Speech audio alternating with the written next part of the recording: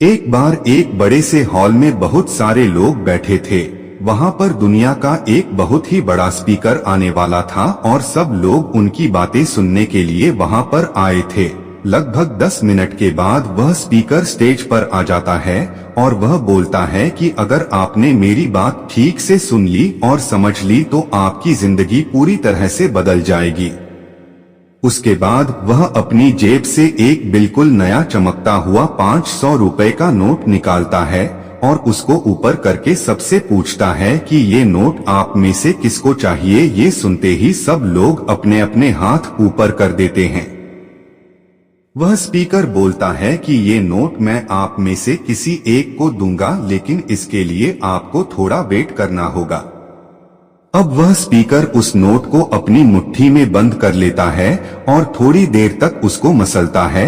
अब उस नए नोट में सल पड़ जाते हैं और वह थोड़ा पुराना सा दिखने लगता है और वह एक किनारे से थोड़ा फट भी जाता है। इसके बाद वह फिर उस नोट को ऊपर करके पूछता है, अब ये 500 का नोट किसको चाहिए। इस बार भी सभी लोग अपने हाथ ऊपर कर देते हैं। तब स्पीकर ने उस नोट को जमीन पर गिरा दिया और उस नोट पर 3 से 4 बार पैर रख दिया। इससे नोट और भी पुराना हो गया और उस पर थोड़ी मिट्टी भी लग गई थी। फिर उन्होंने उस नोट को ऊपर किया और पूछा कि अब बताओ, अब इस नोट को आप में से कौन लेना चाहता है। और इस बार फिर सबके सब ने अपने हाथ ऊपर कर दिए।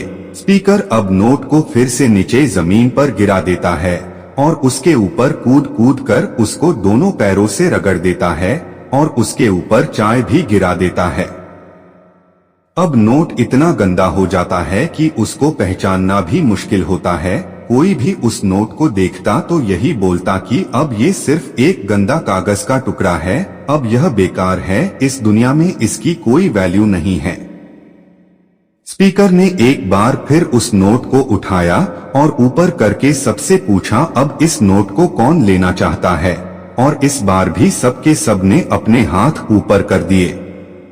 कितना भी गंदा पुराना मिट्टी में सना हुआ चाय का दाग लगा हुआ हो, लेकिन अभी भी वह 500 रुपए का नोट ही था। जिंदगी कई बार बड़े बड़े झटके देती है।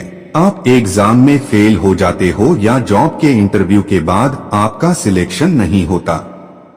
जब आपका बुरा समय चल रहा होता है और आप सिचुएशन का सामना कर रहे होते हो, उसके बाद आपको लगने लगता है कि आप सफलता के लायक ही नहीं हैं। आपको लगता है कि दूसरे लोग आपसे बेटर है और आप किसी काम के नहीं हो, आपकी कोई वैल्यू नहीं है। हमेशा याद रखो, इससे कोई फर्क नहीं पड़ता कि आपने कितनी बार सिचुएशन का सामना किया है, आप जिंदगी में कितनी बार फेल हुए हो, आपकी वैल्यू हमेशा वही रहेगी जो पहले थी। आपके पास कुछ खास है जो दूसरों के पास नहीं है और ये कोई भी आपसे छीन नहीं सकता। अब तक सक्सेस नहीं मिलने से आपकी वैल्यू कम नहीं हुई है।